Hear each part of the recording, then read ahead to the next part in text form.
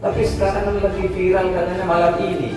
Nah, yang lagi viral kan tanggal 15 Ramadan. Kayaknya, aduh ya Allah, pas membawa nama Rasulullah lagi. Pas pakai asofa, ini hadis. Wah. Sedangkan hadis itu hanya ditafsiri oleh dirinya sendiri. Rasulullah itu bukan memastikan, hanya menggambarkan ciri-cirinya kiamat begini. Tapi kalau saat tafsir kan repot.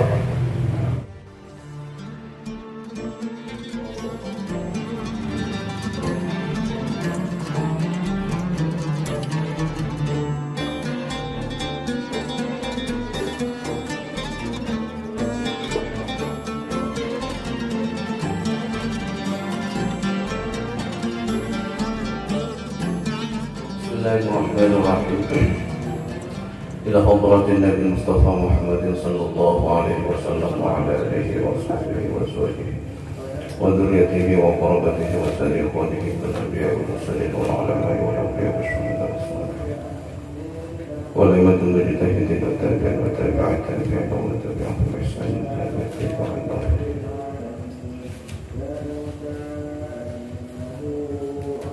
Ila hadratin ملائكة المقربين جبرائيل ميكائيل وإسرافيل وعزرائيل وحملة العرش البداية المؤمنة والتي لا تنفيك البشر النظام شافنا قليل من عضلات قلبك الذي وشافنا حسن وشافنا شمس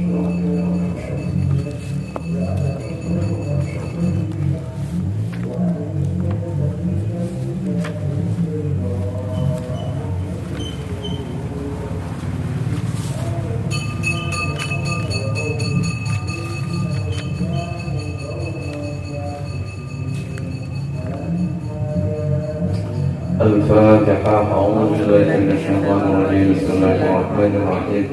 الحمد لله رب العالمين الرحمن الرحيم مالك يوم الدين إياك نعبد وإياك نستعين اهدنا الصراط المستقيم صراط الذين أنعمت عليهم غير المغضوب عليهم ولا الضالين. بسم الله الرحمن الرحيم. الحمد لله رب العالمين وبه نستعين على أمور الدنيا والدين والصلاة والسلام على أشرف الأنبياء والمرسلين سيدنا محمد وعلى آله وصحبه أجمعين. سبحانك لا علم لنا إلا ما علمتنا إنك أنت العليم الحكيم.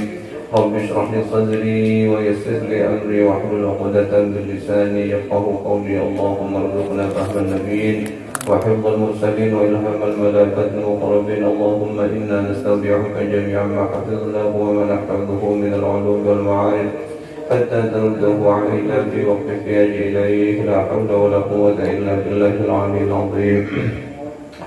قال شيخ الفقيه الإمام العالم الورع الزاهد الضابط المتقن أبو زكريا يحيى محي الدين بن شرف بن حزام الحزامي النووي رحمه الله تعالى ونفعنا بعلومه وبأسراره وخصوصيته في الدارين آمين. Bismillahirrahmanirrahim. Faslun, sebuah pasal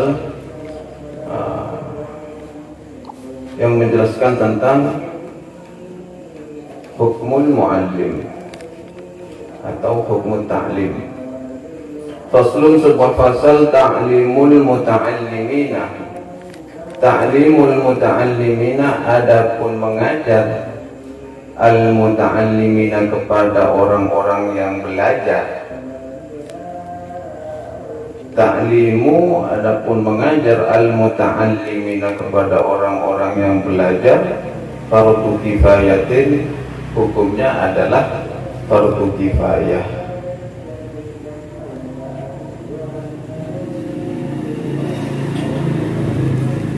Fa'illam, jika tidak ada, fa'illam yakun, jika tidak ada, man, siapa orang, fa'illam yakun, jika tidak ada, man, siapa orang, yasluhu, yang bisa memperoleh, lahu, bagi man, illa wahidun, kecuali hanya satu orang, ta'ayyana, maka hukumnya menjadi fardu ain alaihi terhadap man. Artinya mengajar itu hukumnya fardu kifayah. Fa illam yakun man yasluhu lahu, jika tidak ada orang yang mau mengajar itu illa wahidun, kecuali hanya satu orang saja, maka hukumnya menjadi fardu ain, berubah hukumnya menjadi fardu ain. Yang satu itu menjadi wajib mengajar. Wa in kana, meskipun ada hunaka di tempat itu, hunaka di sana, maksudnya di sana mana itu, di tempat itu, di sebuah tempat. Wa in kana, meskipun ada hunaka di sana di sebuah tempat, jama'atun, sekelompok yahsulu yang memungkinkan at-ta'limu, mengajar, at-ta'limu ya, mengajar bi ba'dhihi terhadap sebagian mereka. Meskipun di sana ada sekelompok orang alim yang seandainya bisa mengajar kepada sebagian orang gitu.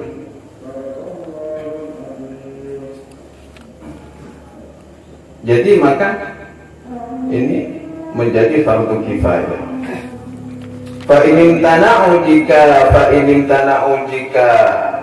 imtana'u mereka menolak semuanya, kulluhum ya semuanya, atimu maka berdosa semuanya. Atimu maka mereka berdosa. Jika tak mau mengajar sama sekali, contohnya banyak orang alim, satu pun tidak ada yang mengajar, maka satu kampung itu dihukumi dosa oleh Allah. Ini maka jadi berubah hukumnya menjadi fardu ain.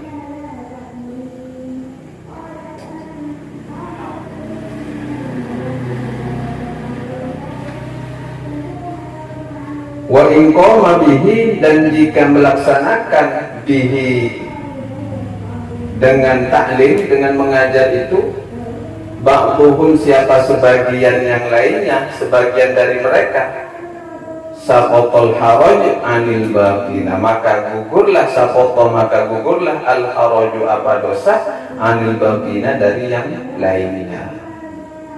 Jadi yang namanya fardu kifayah begitu, jika ada satu orang yang mampu melakukan mengajar, maka yang lain tidak dihukumi dosa. Tapi jika tidak ada yang mengajar sama sekali, maka satu tempat itu berdosa. Sama dengan salat jenazah. Salat jenazah kan hukumnya fardu kifayah. Tapi jika tidak ada yang mensolati, semuanya ya dosa. Pasal kau jangan nanti nak boleh campur, dosa. Puntu tak kalah lempar. Cek nyaman lah.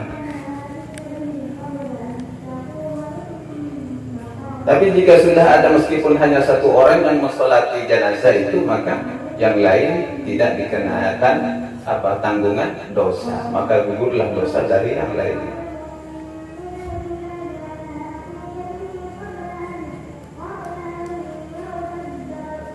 Wa in talaba, meskipun dituntut min ahadihim, dari salah satu mereka, wamtana'a, kemudian menolaknya. Wa in tuliba, meskipun dituntut min ahadihim, dari salah satu mereka, wamtana'a, kemudian menolaknya. Artinya banyak orang alim yang sanggup hanya satu, yang lainnya tak mau mengajar, maka yang lain tak kena tanggungan dosa, sudah gugur dosa. Karena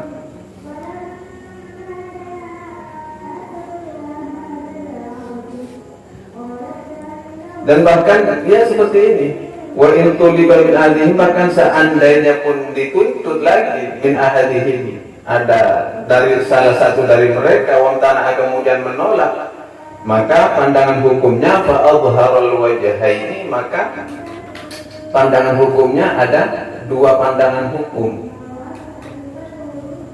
Yang pertama pandangannya apa? Annahu la ya'tam. Yang pertama dia tak berdosa.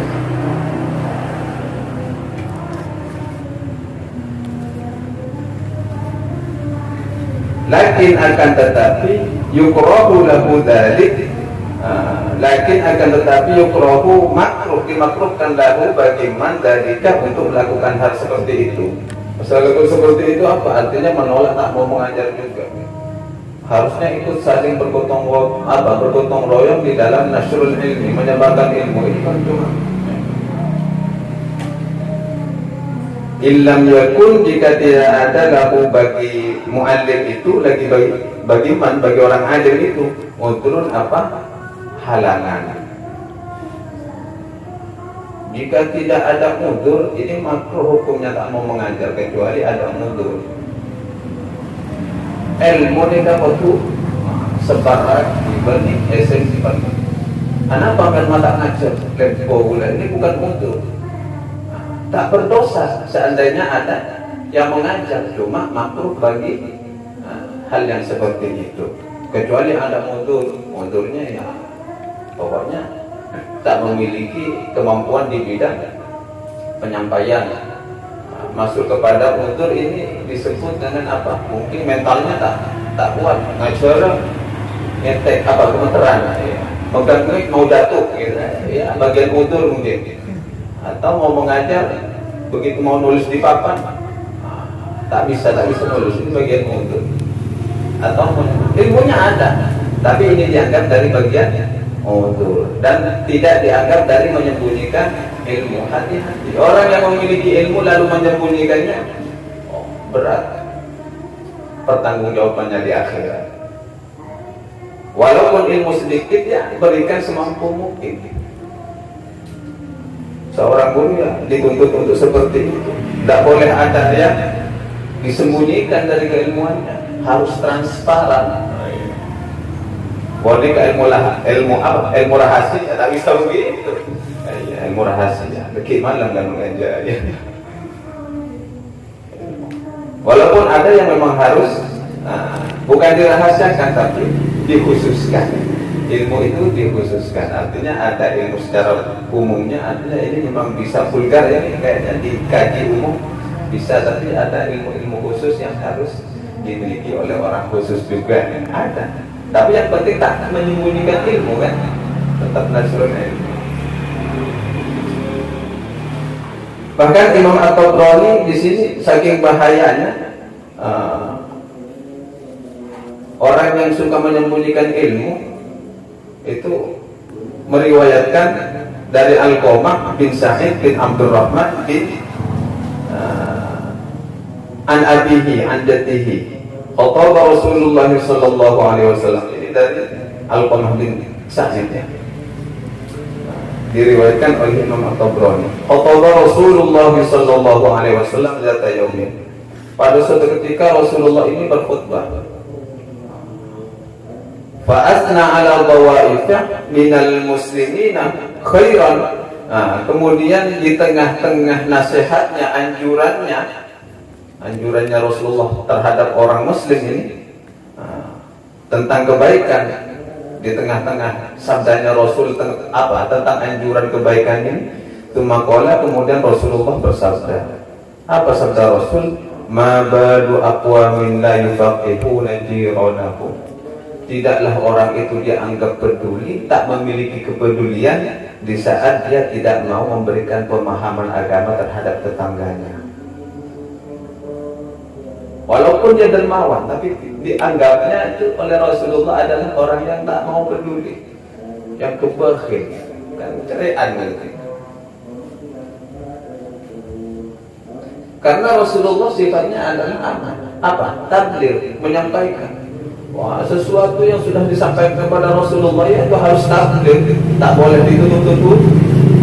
Makanya sifatnya Rasulullah ada apa? Siddiq, fatona, siddiq, amanat, tabligh, fatona.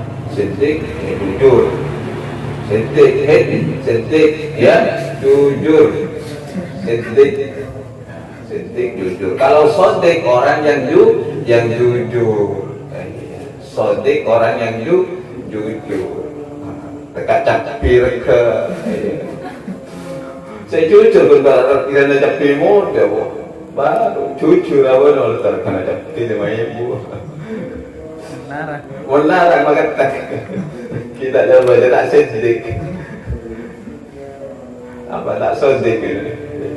Jadi sifat Rasulullah itu sedik, jujur, amanah, terpercaya, apa amanah ya bisa apa terpercaya, apa tabligh ya tabligh menyampaikan, terus fatona cerdas.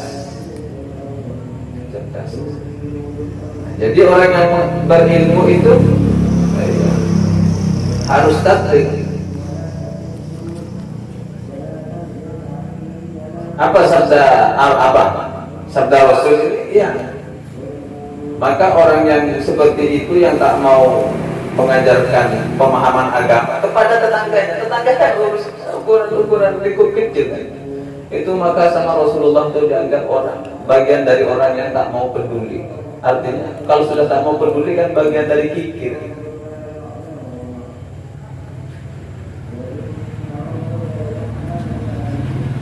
Juga yaitu orang yang dianggap termasuk bagian orang yang tak mau memberikan peringatan, kata Rasulullah. Juga dalam hadis yang lain yang diriwayatkan oleh Ibnu Abbas, Rasulullah bersabda, "Man su'ila an ilmi fakatamahu ja'a yaumal qiyamati muljaman bilujamin min narin." Man barang siapa su'ila yang ditanya an ilmin tentang suatu ilmu, fakatamahu lalu orang itu menyembunyikannya. Ini ilmu rahasia. Ilmu rahasia disembunyikannya. Maka kata Rasul, ja'a yaumal qiyamati akan datang dia pada hari kiamat muljaman dalam keadaan terbelenggu. Bilujamin dengan belenggu minarin dari api neraka. Sedangkan dari riwayatnya Ibnu Majah dari Abu Sa'id Al-Khudri, Rasulullah bersabda, ya sama, man katama ilman mimma yanfa'ullahu bihi an-nasa fi amriddin aljamahullahu yaumal qiyamati bilujamin min narin. Sama mangkatama, cuma di sini tambahannya yang daripada tadi tambahannya ilmu yang bermanfaat, ilmu yang bermanfaat yang telah diberikan oleh Allah, lalu dia sembunyikan, tidak mau disebarkan, maka kelak di hari kiamat lujam, ini bahasa lujam akan dijahit atau dibelenggu, dan belenggunya itu dari api neraka. Kalau dalam ayatnya apa? Firman Allah, penekanannya kepada Rasulullah, ya ayyuhar rasulu balligh ma unzila ilaika min rabbik. Kalau nggak salah berapa? Juz 6 ya? Juz 6 surat Al-Maidah ya. Ya ayyuhar rasulu balligh ma unzila ilaika min rabbik wa illam taf'al fama ballaghta risalatah. Ya ayyuhar rasul, wahai Muhammad, artinya ya panggilan apa? Panggilan kemuliaan dari Allah untuk Nabi Muhammad. Jadi tak nyebut nama Allah ini kepada Rasul, tapi dengan apa? Titelnya ya ayyuhar rasul, wahai Rasul, baligh, sampaikanlah ma apa-apa unzila yang telah diturunkan ilaika kepadamu min rabbika dari Tuhan. Artinya yang telah diturunkan, diwahyukan kepadamu itu sampaikan, jangan ada yang disembunyikan. Fa'ilam taf'al, jika kamu tak melakukan itu, fama ballaghta risalatah, maka engkau bukanlah seorang pembawa risalah. Berarti kalau begitu kamu bukan Rasul. Jadi harus flor-floran, vulgar. Tapi begitu Rasulullah ditanya tentang kiamat, Rasulullah tak bisa menjawab. Bukan Rasulullah menyembunyikan, Rasulullah kayaknya curang ini menyembunyikan. Bukan begitu. Karena memang Allah memang betul-betul merahasiakan, tapi Rasulullah kan hanya menggambarkan saja. Kalau memang sesuatu disembunyikan oleh Rasulullah, berarti Rasulullah sendiri menyalahi sifat tablilnya. Masa sama umatnya kok disembunyikan, kan begitu. Ada sebuah hadis dari Sayyidatuna Aisyah, ya itu kan memang Rasulullah, kata Sayyidatuna Aisyah itu, memang Rasulullah tak tahu tentang kapan persis waktunya, tentang hari kiamat tak tahu. Tapi sekarang kan lagi viral katanya malam ini. Nah, yang lagi viral kan tanggal 15 Ramadan. Kayaknya, aduh ya Allah, pas membawa nama Rasulullah lagi, pas pakai asofa, ini hadis. Sedangkan hadis itu hanya ditafsiri oleh dirinya sendiri. Rasulullah itu bukan memastikan, hanya menggambarkan ciri-cirinya kiamat begini. Tapi kalau salah tafsir kan repot.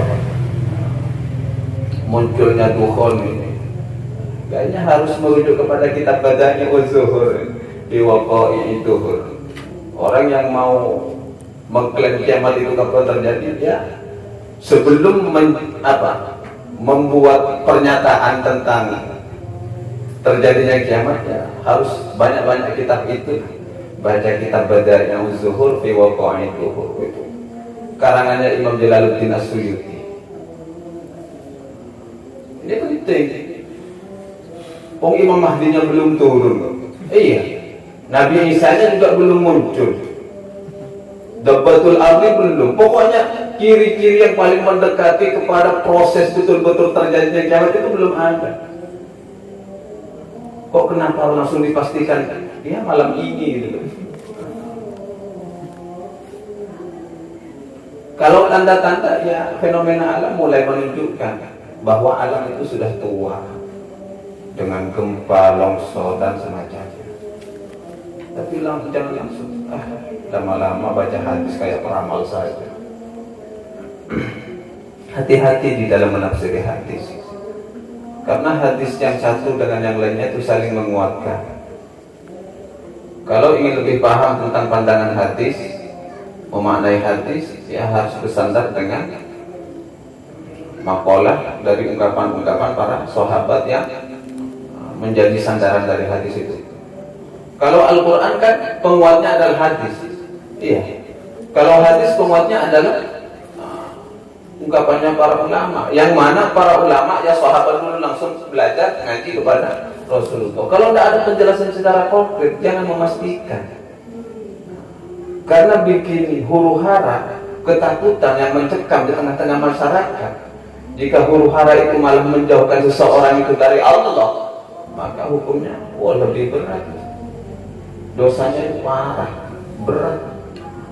Memang satu sisi bagi orang yang hatinya tenang, hatinya itu pasrah, tawakalnya luar biasa kepada Allah, itu lebih memotivasi. Tapi bagi orang awam, mungkin kualitas keimanannya akhirnya muncul komentar-komentar yang tidak bagus. Kalau kiamatnya pasti terjadi, tapi di saat orang-orang awam menyikapi kiamat itu dengan bermacam-macam anggapan mereka, kan seakan-akan mereka sudah digiring opininya untuk mengingkari kejadian yang akan nyata terjadi, yang sudah ditentukan oleh Allah. Lain daripada ketakutan mereka. Bahaya itu. Jadi berhati-hatilah. Jangan sampai mengambil sebuah pemahaman yang tidak ada dasarnya. Apalagi kalau hadisnya pas hadis maudhu, palsu. Berapa kali dosa itu yang ditanggung oleh orang yang menyebarkan seperti itu. Man kadzdzaba alayya, kata Rasulullah, muta'ammidan, orang yang sengaja berdusta dengan memakai namaku, ya, dengan mengatasnamakan diriku, muta'ammidan, falyatabawwa maq'adahu minan nar, maka siap-siaplah kalian, silahkan pilih di sesuka Anda, di mana saja Anda mau masuk neraka, mau lewat pintu mana silahkan, suka-suka Anda. Jadi jangan gampang mengatasnamakan Rasulullah, apalagi pas hadisnya mau buang. Toh pada akhirnya kiamat itu bukan urusan kita, tugas kita hanya beribadah, berbakti kepada Allah, menjalankan syariat-syariat. Karena tanpa ditunggu pun kiamat itu pasti datang. Seperti kematian. Kalau hanya memikirkan kematian saja, tanpa ada motivasi untuk berbuat ibadah, kematian itu bukan urusan kalian, kematian itu urusan Allah. Sebagaimana kehidupan, kalian tidak bisa menghidupkan diri kalian sendiri, tapi kehidupan itu adalah urusan Allah. Itu hak Allah. Tugas kalian adalah beribadah. Sebagaimana firman Allah, "Wa ma khalaqtu al-jinna wal insa illa liya'budun." Tidaklah aku ciptakan manusia dan jin kecuali untuk beribadah kepada tujuannya, bukan ikut mengantisipasi datangnya kiamat, bukan seperti itu. Tujuannya fokus beribadah saja. Kalau bidangnya nasrul ilmi, menyebarkan ilmu, ya selesai, ilmunya sebarkan. Kalau ahli ibadah, istiqomah, baca Al-Quran, Al-Qurannya baca. Yang penting di mana saat kiamat ataupun kematian itu tiba, kalian menjadi orang yang husnul khotimah. Itu kan harapannya. Jadi tak perlu takut. Toh Israel datang tanpa permisi. Jadi tak perlu takut kan. Kapan saja Israel mau datang ya silakan. Kapan saja kiamat mau datang ya mati ya mati. Cuma nanti pas harapannya, bagaimana kalian ini bisa dibangkitkan lagi oleh Allah di hari kiamat, kalian menjadi orang-orang yang sa'id, yang beruntung. Karena disitulah kehidupannya abadal abadin, yang selama-lamanya, sekekal-kekalnya. Dan di sana pula tidak ada usaha amal, yang di sana hanya ada pembalasan dari setiap amal yang dilakukannya. Makanya Sayyidina Ali pernah berkata, ayo kalian ini harus giat bekerja, beramal untuk tujuan yang dimana tempat itu untuk meraih sebuah tempat yang tidak ada perbuatan amal, tapi hanya ada pahala pembalasan. Kalau di dunia ini bekerja tanpa ada balasan, wajar, toh kita akan mati. Iya kan? Alako, contohnya urusan kencaran dunia baiklah. Kencaran dunia apa? Alako, ampuk patek. Ya apa bahasa ampuk patek? Ya. Ngoyo lah bahasa. Kerja ngoyo, tujuannya hanya nominal uang saja. Ya, kalau mati kan nggak dibawa. Tapi kalau di akhirat kan tidak ada kerjaan ngoyo, tapi yang ada pertanggungjawaban dari amal. Nah, usahakan kalian harus di sana. Di sini tak apa-apa capek-capek untuk tujuan kebahagiaan akhirat, kan seperti itu. Jangan pernah takut dengan sesuatu yang memang telah Allah janjikan. Kalaupun harus datang malam ini, biarkan saja. Yang penting kan kita harapannya husnul khotimah. Kalau husnul khotimah yang kita tetap mungkin hanya ukuran mati sesaat. Toh di saat dibangkitkan kita dalam golongan orang yang beruntung, jika dimasukkan ke dalam golongan orang yang beruntung, toh ujung-ujungnya kita kumpul lagi di dalam surganya Allah. Kan seperti itu harapannya. Kalau sudah masuk di surganya Allah, ya, tak perlu repot-repot beramal kalian ngaji kitab begini. Nasrul ilmi tak perlu, tak ada sudah nasrul ilmi di akhirat itu di surganya Allah. Yang ada hanya menikmati hasil. Tak nakrir tak masalah. Saya tak ikut marah itu. Yang mana dalam surga Allah kalian itu kalau sudah masuk surganya Allah, pas kalian lihat ya tak nakrir, iya. Saya tak mau urus kalian, saya juga mau menikmati nikmat saya, kan begitu. Ya silahkan nikmati nikmat kalian, mau nakrir, tak nakrir, ya monggo. Nah, saya menikmati nikmat yang telah diberikan kepada saya. Nah, kepada ya mungkin berak jagungan kan ngopi ya tak masalah. Ya, ngopi dengan surga.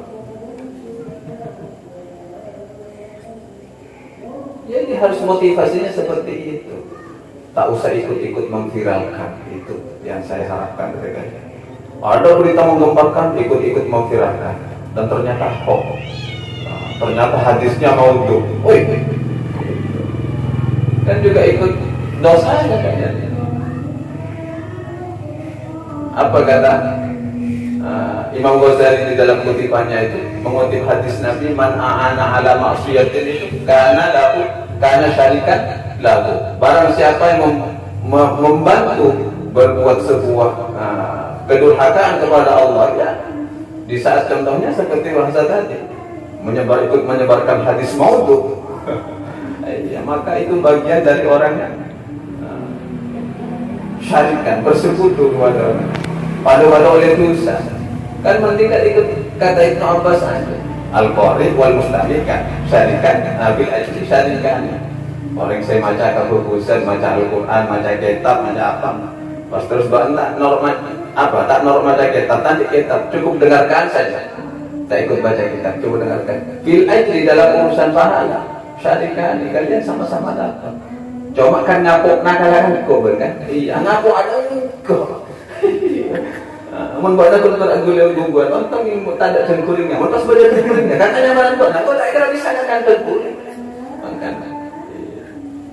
Tapi kok gimbangan lu tuh takut dengan heran. Wah, pasti apa ada urusan kecil. Cek ngapuan gula. Jadi minta tambahan pahala tak masalah, saya mesti kan minta kira. Urusan kecil dan minta tambahan. Kalau ini capek saya, kalau begitu kan. Saya memberi pemahaman ini tak kira ngapok, tak kalahkan kekencamu kan ya. Coba kalau saya kita kekencamu, ya pas mereka tahu dia, akhirnya ngaruh apa? Kau buat bojar.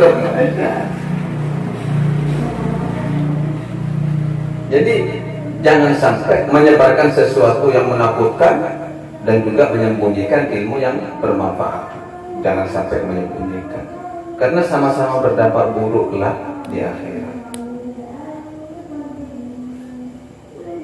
Dan hadhil amsal, adapun perumpamaan ini kata ini penjelasan dari apa ini kitab At-Tibyan mimma yunabbi'u annal ilma amruhu 'azimun, karena membawa ilmu itu dan menyebarkannya itu adalah perkara yang sangat berat, urusannya berat. Jadi orang apa? Penyebar keilmuan dan penerima keilmuan sama-sama berat, karena tidak semua orang memiliki kemampuan di dalam memberi ataupun menerima tentang ilmu.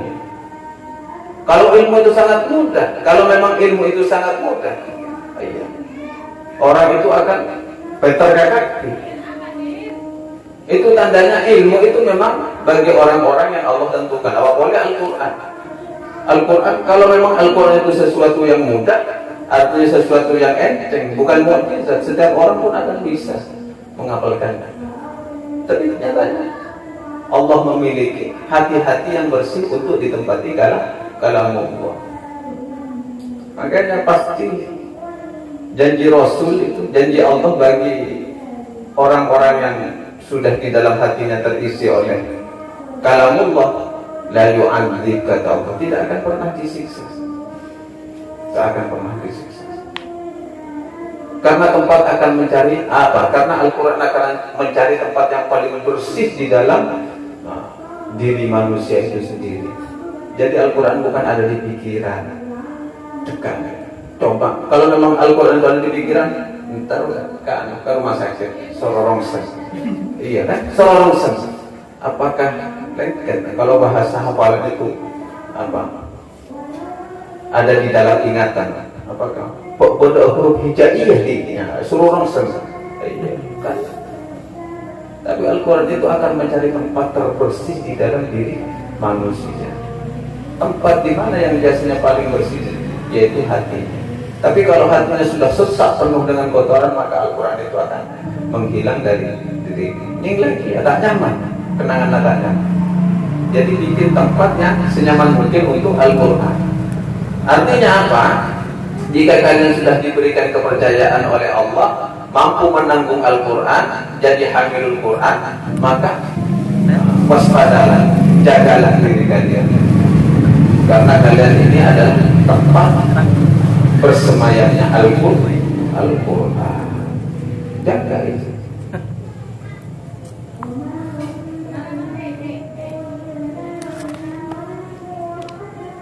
Dan bahkan saking beratnya menerima dan apa? Mengajarnya tentang ilmu ini, bahkan bagi orang yang menyembunyikannya akan mengantarkan kepada neraka jahanam. Ilmu itu akan mengantar kepada neraka jahanam bagi orang yang menyembunyikannya.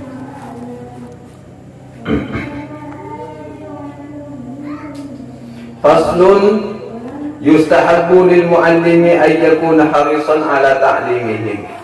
Yustahabbu, dianjurkan, lil muallimi, bagi seorang muallim, ay yakuna, hendaknya ada siapa muallim, harisan, bersikap, memiliki semangat. Ay yakuna, hendaknya ada siapa muallim, harisan, bersemangat, ala ta'limihim, atas mengajar mereka, semangat untuk mengajar mereka. Mu'tiran dzalika, senantiasa memfokuskan diri, mu'tiran, senantiasa memfokuskan diri dzalika, terhadap mengajar ilmu kepada mereka. Ala masalihi nafsihi ad-dunyawiyah, ala masalihi nafsihi, ketimbang memikirkan kemaslahatan dirinya ad-dunyawiyah, yang bersifat duniawi.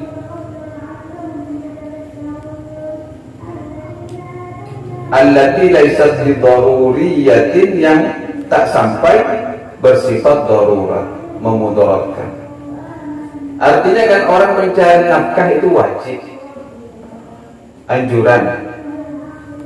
Bahkan ada sebuah hadis yang menyebutkan sebuah dosa, ada di antara beberapa dosa yang tak bisa diampuni illa hamul ma'isyah. Kalau taklimul muta'lim gitu ya. Ada di antara beberapa dosa yang tak bisa diampuni kecuali dengan cara semangat mencari penghidupan, artinya mencari nafkah. Tapi di sini penekanannya Imam Nawawi, mencari nafkah memang wajib, tapi lebih wajib lagi kalau kalian ini menyebarkan ilmu, harus mengutamakan lebih lagi. Allati laysat bidaruriyah, yang tak sampai memudaratkan kalian. Kalau Kiai Hasyim Asy'ari itu 1 minggu 1 kali pasti itu. Karena apa? Karena yang 6 harinya, setiap 1 minggu 1 kali ikut. Kalau yang 6 harinya itu fokus beliau ngajar di Kiai Hasyim Asy'ari, fokus saja mendidik santri-santrinya. Yang 1 hari ini dipergunakan untuk mencari nafkah. Nah, maksudnya seperti itu. Jadi mengutamakan nasrul ilminya daripada mencari nafkah.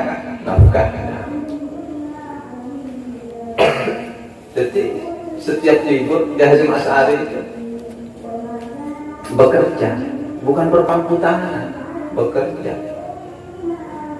Karena setiap guru itu anjurannya memiliki usaha sampingan biar tak terharap terhadap uluran tangan orang lain. Kenapa demikian? Karena tangan di bawah itu tak bagus. Tangan di bawah tak bagus. Karena tangan di bawah identik dengan sebuah kelemahan. Makanya hadis itu al-yadul ulya khairun min yadis sufla. Kalian harusnya memberi, bukan meminta. Makanya sifat seorang guru itu harus tegar. Cek kun perak rap ngarap. Mata ada orang muncul. Mata ada orang muncul. Ada oleh bang pengajar. Ya kan? Harus punya usaha sampingan. Saya beli rokok, saya beli makanan pokoknya. Mungkin berada tidak bisa dari murid, saya beli rokok, makanan pokok. Terus rokok apa ya? Iya, malu-malu main. 1001 rokok Aladin. Iya kan? Rokok merek baru 1001. Rokok tak terkenal begitu 1001. Aladin. Untung kamu tidak pakai karpet hambal itu, permadani, bisa terbang kamu.